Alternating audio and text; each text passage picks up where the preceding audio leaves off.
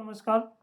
जब हमारे देश में चुनाव प्रक्रिया चल रही है और केंद्र सरकार के चयन की प्रक्रिया बहुत बड़ी और लंबी प्रक्रिया है, जिसमें लगभग 2.5 महीने से अधिक का समय लगना है। ऐसे में भारत सरकार के विभिन्न मंत्रालय अपने अगले 100 दिन की कार्य योजना तैयार कर रहे हैं और उन्हीं 100 दिन की कार्य योजना में कृषि के क्षेत्र में, ग्रामीण और कृषि के क्षेत्र में क्या क्या काम होंगे, इस पर भी मंत्रालयों में चर्चा जारी है। और उम्मीद है कि चुनाव के बाद जब रिजल्ट आएंगे तो इनमें से अधिकांश बिंदुओं पर निर्णय होगा और प्रक्रिया में भारी व्यापक रूप से सुधार किया जाएगा।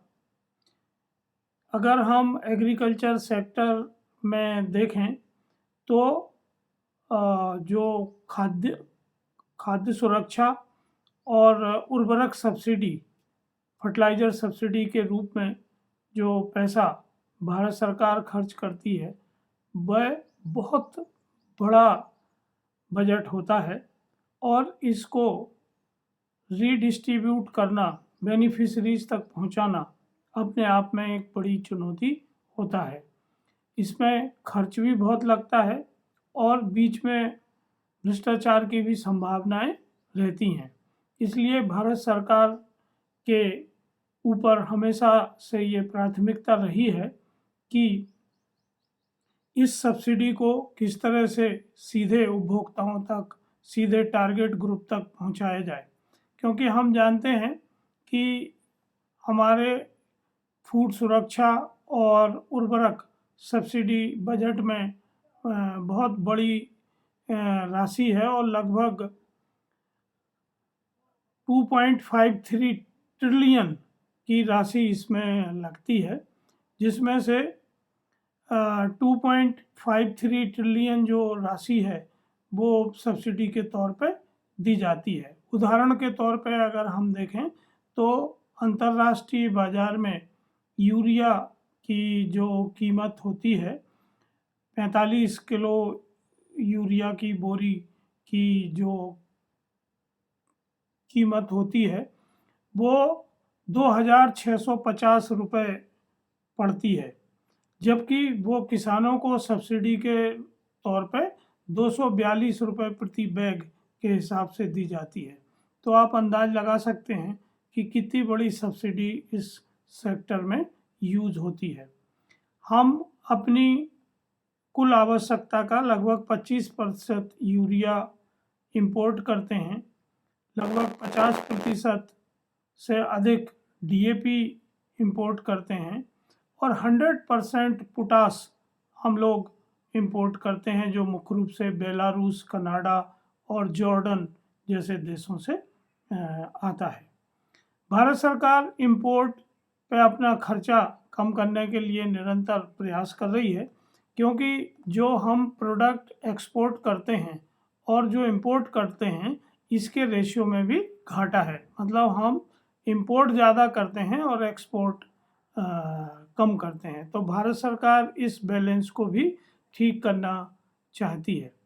तो हाल ही में भारत सरकार द्वारा एक सार्वजनिक वितरण प्रणाली के लिए डिजिटल वाउचर सेवा शुरू की गई है, जिसको ई रूपी या ERUPI के नाम से जाना जाता है और इसका उपयोग उर्वरक सब्सिडी के लिए कैसे किया जाए, इस पर बहुत गंभीरता से विचार हो रहा है और इसका पायलट भी 7 राज्यों में संचालित किया गया है। तो ई रूपी में क्या होगा कि किसी भी बेनिफिशरी के पास एक सिंपल फ़ोन होना चाहिए, जिसमें वो SMS या QR कोड का मैसेज प्राप्त कर सकें। उसमें इंटरनेट होना ज़रूरी नहीं है और स्मार्टफोन होना भी ज़रूरी नहीं है। तो उनको जो सब्सिडी मिलने वाली है, जो उनकी पात्रता है, उसका पंजीयन प्लेटफॉर्म पर किया जाएगा। तो इसके लिए उनके पास एक आधिकारिक बैंक खाता होना चाहिए, आधार कार्ड से वो बैंक खाता जुड़ा होना चाहिए और उनके KYC की प्रक्रिया पूर्ण होना चाहिए। तो ये हो जाने के बाद हितग्राही को उनके मोबाइल पर एक ई वाउचर ट्रांसफ़र किया जाएगा और इस ई वाउचर को वो उन निर्धारित स्थानों पर उपयोग करके पैसे में भुगतान कर सकते हैं। जैसे अगर वो खाद खरीद रहे हैं तो वो निर्धारित स्थान पर अपना ई वाउचर उपयोग करके खाद की सब्सिडी का उपयोग कर सकते हैं। तो इस प्रक्रिया से जो लाभ होगा, एक तो जो खर्चा है वितरण का वो कम हो जाएगा, क्योंकि डिजिटल पेमेंट होने से बहुत सारे स्टाफ की ज़रूरत नहीं होगी और मॉनिटरिंग की भी उतनी ज़्यादा ज़रूरत नहीं रहेगी। दूसरे कि इसमें जो बीच में लीकेज होने की संभावना है वो 100% रुक जाएगी, क्योंकि ये डिजिटल वाउचर और कृषि प्रयोग के लिए उपयोग नहीं होगा। जैसे अगर खाद के लिए पैसा मिल रहा है तो वो केवल खाद खरीदने में ही वो वाउचर का उपयोग होगा, या अगर शिक्षा के लिए पैसा मिल रहा है बच्चों की तो वो बच्चों की शिक्षा के लिए ही उपयोग होगा, या स्वास्थ्य के लिए पैसा मिल रहा है तो वो बच्चे के स्वास्थ्य के लिए या बेनिफिशरी के हेल्थ के ऊपर ही वो उपयोग किया जा सकेगा।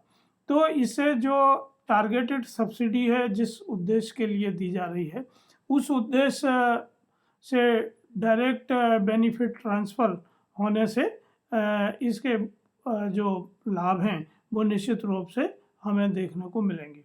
भारत सरकार और भारत पूरे विश्व में सार्वजनिक डिजिटल इंफ्रास्ट्रक्चर डेवलप करने में बहुत आगे है, और हम जानते हैं कि आधार कार्ड, यूपीआई से जो पेमेंट और बहुत सारे जो अलग अलग बेनिफिट ट्रांसफ़र हो रहे हैं सोशल सिक्योरिटी स्कीम में, फार्मर्स की स्कीम में, ये विश्व में बिल्कुल अनूठे हैं, क्योंकि इतने लार्ज स्केल पर जो पैसा ट्रांसफ़र होता है वो और किसी देश की इतनी पॉपुलेशन को डिजिटली ट्रांसफ़र नहीं किया जाता है।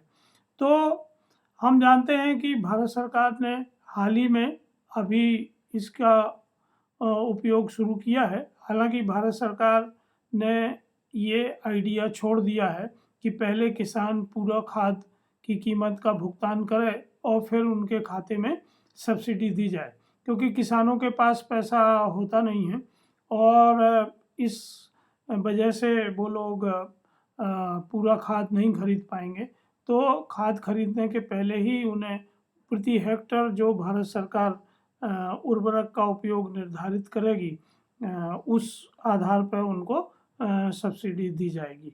तो इसका फ़ायदा ये होगा कि जो नाइट्रोजन बेस्ड फर्टिलाइज़र बहुत ज़्यादा उपयोग हो रहे हैं उनका उपयोग भी संतुलित हो जाएगा और मिट्टी की गुणवत्ता सुधरेगी, क्योंकि किसान अंतर्राष्ट्रीय बाज़ार के हिसाब से कभी भी इतना महंगा फर्टिलाइज़र नहीं खरीद सकते हैं।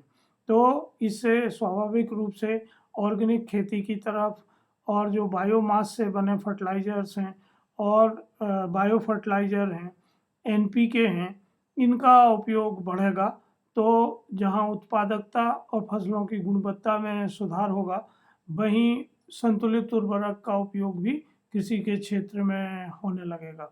भारत सरकार के विभिन्न मंत्रालय के अधिकारियों द्वारा अभी बैंकों के साथ भी इस संभावना पर विचार विमर्श किया गया है, क्योंकि अभी जो फर्टिलाइज़र निर्माता कंपनियां हैं उनको बैंक 60 दिन की अवधि के लिए सब्सिडी प्राप्त होने तक वित्त पोषित स्कीम के तहत सहायता करती हैं ताकि वो वर्किंग कैपिटल उनको मिलता रहे।